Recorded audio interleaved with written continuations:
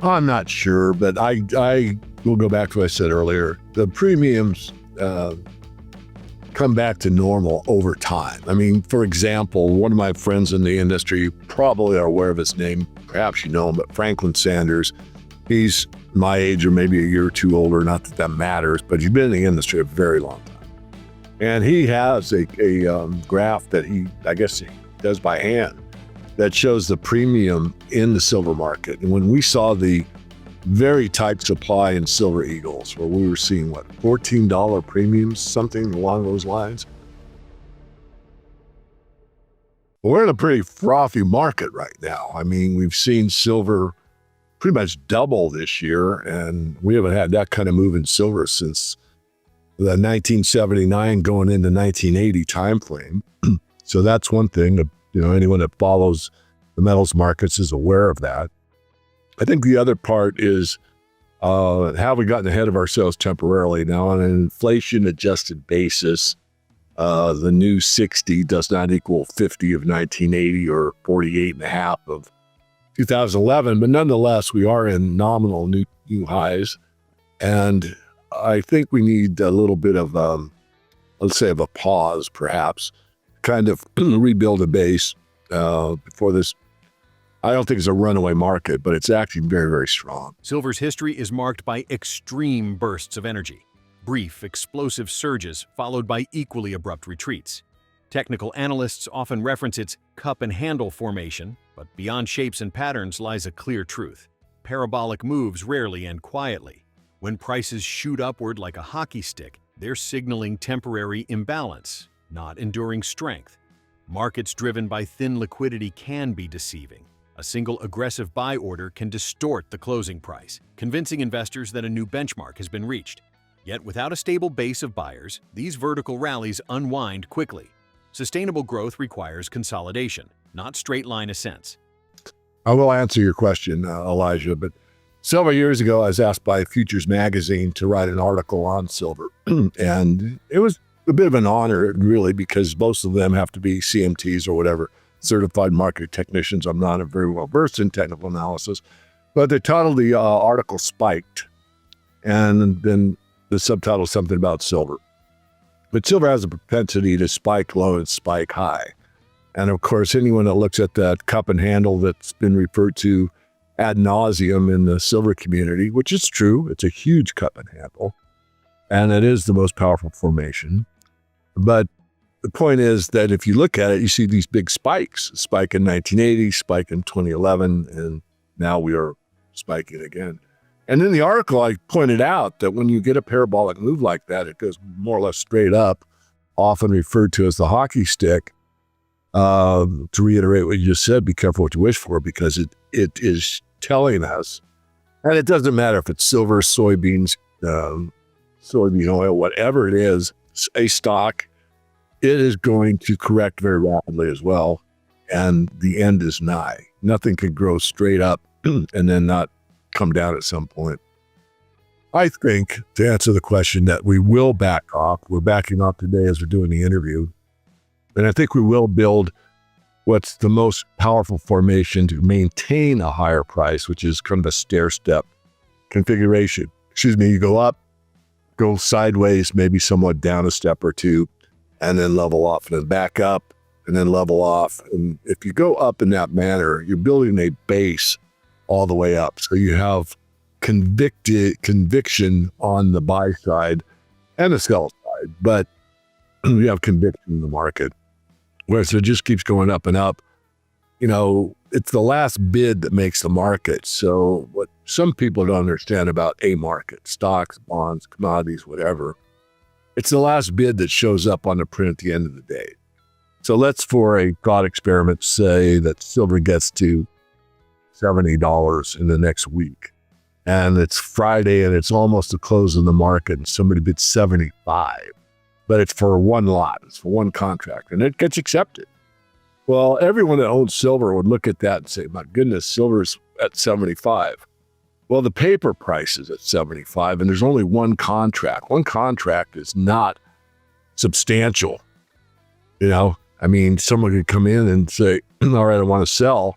and no one wants to buy it at 75. So the orders have to match. So the open orders at 71. And so that $4 difference gets gapped. In other words, the orders have to match. So there's a gap between the 75 and the 71. I hope I'm making sense here. But what I'm trying to point out is that in a runaway or straight up market, there's no stability. There's no foundation. There's no base. And that's why it could go down as quickly or usually quicker than it goes up. So I think I answered that sufficiently. I think we're going to be okay. I do see the end of the market like that, Elijah. It's almost inevitable because all markets get that blow off. If you look at the psychological aspect, there's a curve out there. I don't have it handy. But look at the stealth phase, the institutional phase, the smart money phase, and then it starts going parabolic, and that's the public phase. And then at the top, it says manic panic phase. And that's a pretty good illustration of the psychology behind markets. The fear of missing out that we hear about all the time. It happens to Bitcoin, it happens to real estate, it happens to tech stocks, and it will happen to silver. Strong markets form step by step. A move higher, a pause, then another controlled advance. This staircase pattern shows genuine commitment from both new and long-term buyers. Without it, prices become fragile, hovering on emotion rather than structure. And history is clear. Every asset class eventually experiences a euphoric blow-off phase, the point when FOMO overtakes logic. From tech stocks to cryptocurrencies, the pattern repeats. Silver is now entering the stage analysts call the public enthusiasm phase, where media attention and excitement swell. But enthusiasm alone cannot hold a price floor. Built correctly, however, this rally could evolve into a lasting uptrend. Well, the market has changed from being driven by basically the retail side. You know, the margin of the market is what is the investment or monetary demand for silver, and that ebbs and flows. And North America is by far the largest purchasers of retail silver products. And once silver got into like the 35 range, we basically had more sells than buys. So the wholesale market, and I know a fair amount of these people on a first name basis, and I check with them usually once a week or once every other week to see what their inventory is like. And in North America, we still have we have more sells than buys. So the retail side is kind of flush with product. But what's different this time, Elijah, is that the wholesale side, the commercial bar market, is short. There really isn't enough supply or barely enough supply to meet the demand that's coming out for both industrial purposes such as photovoltaics and ETPs, the exchange traded products that are now come to the fore in India, which has caught on to the exchange traded products, and what's going on with the Shanghai Gold Exchange, where it's more of a physical market than either the LBMA or the COMEX. And there's a bigger turnover percentage-wise from what the paper contracts are versus the physical supply. And because of that, there's a high demand, and it continues. Now, whether or not it continues, indefinitely or not, remains to be determined. But basically, the last couple of months, as you mentioned, it looks as if that paradigm shift is, I don't know, but I think it's here to stay. I think you're going to see perhaps a new situation where the Eastern exchanges actually start to be more of a dominant force in the overall physical delivery mechanism than what we've seen in the past. The character of the silver market is changing. North America, once a dominant force in retail buying, has slowed as prices climbed. Dealers now report more selling than purchasing from small investors. But behind the scenes, a powerful counter-trend has emerged, a tightening in the wholesale and industrial bar market. Silver demand from solar manufacturing, electronics, and global ETFs continues to escalate, especially across Asia. India's exchange-traded products and China's physical delivery markets have become major players, absorbing large volumes of metal. While retail shelves remain stocked, commercial bar supply is thinning, a shift that may permanently alter global price dynamics. Well, I learned a few lessons with all the gray hair. And one thing I've learned is that over time, the premiums actually come back to normalize. So I actually just wrote an article, and I have it in front of me. I would read you part of it, but it's all about why the junk bag, or what I prefer to call constitutional silver, is really the place to look. First of all, that if you get that big a discount, why not take advantage of it? Secondly, the refiners are refusing it. Well, most of them, some will take it. That will go away at some point. And then lastly, the bag market does get a huge premium from time to time. And who's to say it won't happen again? I'm not going to forecast that it will. But if you look at Y2K, when, I know you know about that, you probably, whatever age you were. But, the rollover of 1999 to 2000, many people were worried that, there'd be a computer glitch. And many people bought bag silver because it's the most recognizable. It's small units. It's easy to use in a barter situation. And so it actually got like a 30 or 40% premium on the bag market rather than just, a silver 100-ounce bar or kilo bar. Now, again, I'm not saying that would happen again, but it could happen again. And also, I think it's a good place to start. I mean, the worst case scenario would be having the barter, but you don't have to look at it like, the banks are closed, I must barter. You can look at it more holistically, and what I do and have often done, and that's at a farmer's market. Local farmers, anything from, beef to flowers to all kinds of fruits and vegetables. And I take silver. Of course, I take fiat as well, but I'd say at least half of the people at the farmer's market will accept silver gladly, in fact, prefer it in some cases to use in fiat.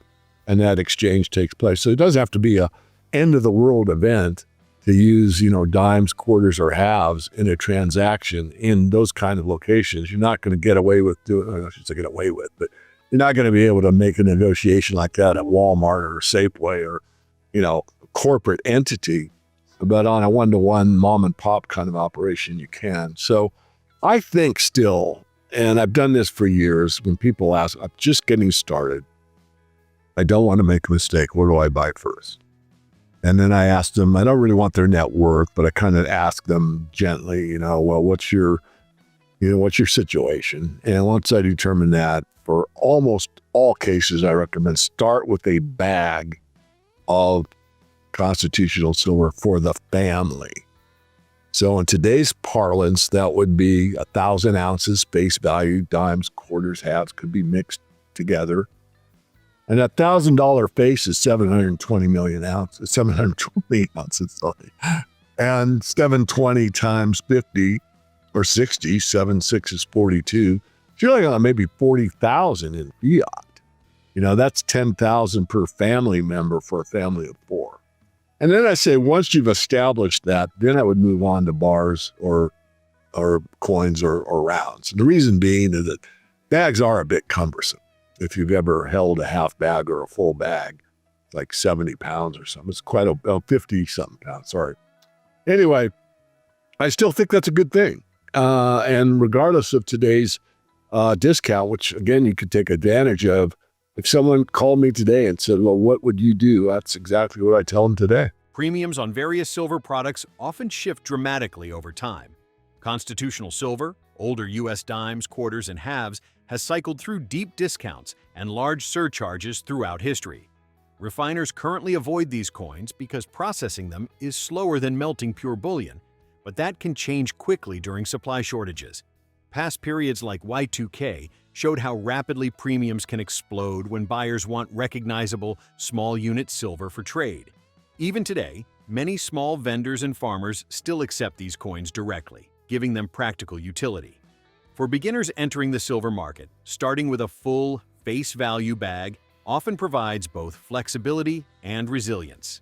I'm not sure, but I will go back to what I said earlier. The premiums come back to normal over time. I mean, for example, one of my friends in the industry, you probably are aware of his name, perhaps you know him, but Franklin Sanders, he's my age or maybe a year or two older, not that that matters, but he's been in the industry a very long time. And he has a graph that he does by hand that shows the premium in the silver market. And when we saw the very tight supply in Silver Eagles, where we were seeing, $14 premiums, something along those lines. And he was sending out his newsletter, which I get, to his clientele. Don't chase this market. The premiums always normalize over time, and they did.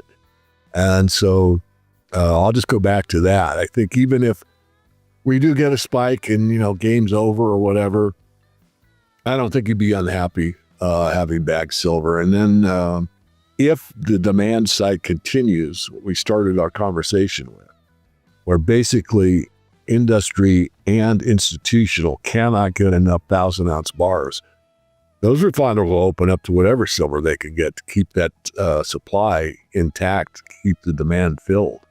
So I don't see that much risk to it. That's a very good point. If the demand is there, then there will be, I guess, refiners taking it. It might be at the moment, it's just that the demand isn't big enough in some sense to have the refiners expand in their capacity. Is that what you're saying? Pretty much. I'll push back. I don't like that term push back, but let me elaborate. Right now, the reason that the refiners want 999, so silver maples, eagles, silver rounds, kilo bars, 10-ounce bars, 100-ounce bars, is because the refining process is almost automatic. You put all the stuff in a bucket, you heat it up, and you pour out a 1,000-ounce bar, and you do that all day long. Whereas if you do 90%, you got to re-refine it. You got to get rid of the copper, and you got to pour it again, and it's much more costly and time-consuming. So right now, they're trying to speed up the supply line as quickly as they can, which means all they got to do is melt and pour, melt and pour, melt and pour.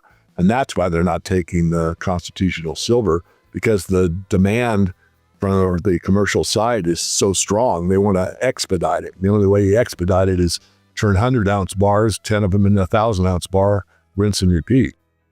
Certainly, I think that makes a lot of sense there. So I guess moving forward here, as we look at the precious metals, gold is also moving as well, not as dramatically as silver over the last couple months or so. Silver's at all-time highs, and gold is still not making new all-time highs in the last month or so. So your take on where we are for gold?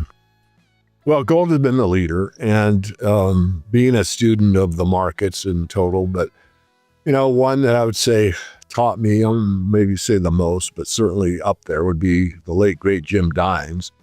And he had, like the Dow theory, I don't know what he called it, but basically it was a precious metals confirmation. In other words, gold could not shoot up alone without, and be in a true new bull market without confirmation from silver and really from platinum palladium. Well, that's taken place. So there's confirmation across the board that the metals move as a group in a strong bull market, and they are moving as a group.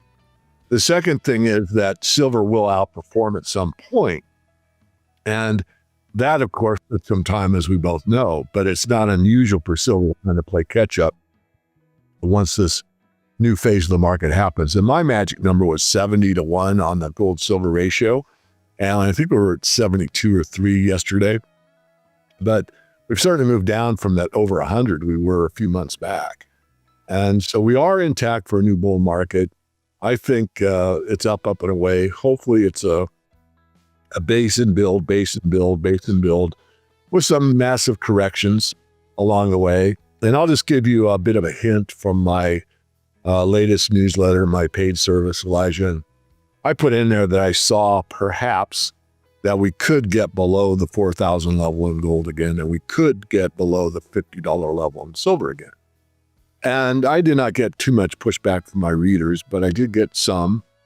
And my take on that possibility is that on the metals alone, in the dynamics that we're sitting in today, if the status quo stayed as it is, and it never does, everything changes, probably wouldn't see under 50 or under 4,000 for gold and silver respectively. However, if we were to get a large sell-off in the equity market, the S&P 500, and it was significant enough, I could definitely see the metals getting under those support levels. And that's what I think is going to happen. Now, I've been wrong for too long, but it doesn't mean I'm wrong forever.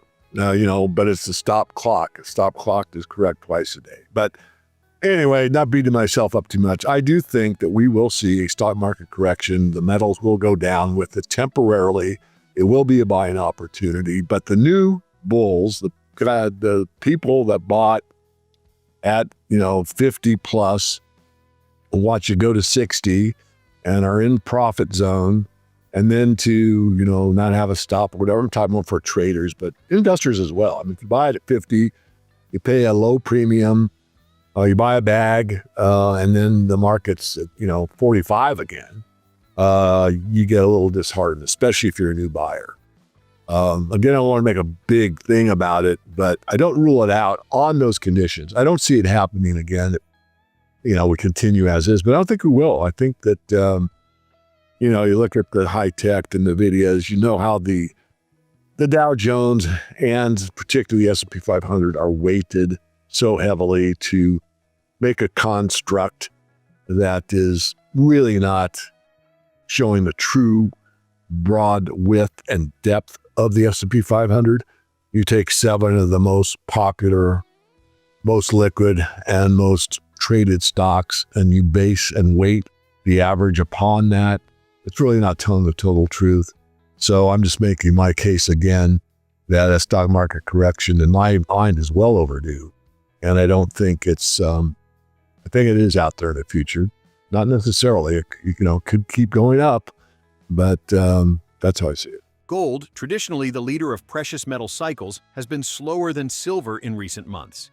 Yet confirmation across the metals, gold, silver, platinum, signals a broad, unified bull market. Still, analysts warn that a major stock market correction could temporarily drag metals lower.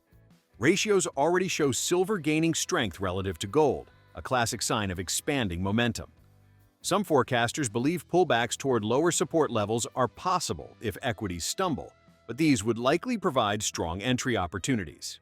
Ultimately, both gold and silver appear positioned for a powerful long-term advance, driven by structural shortages, global demand shifts, and a fragile financial backdrop.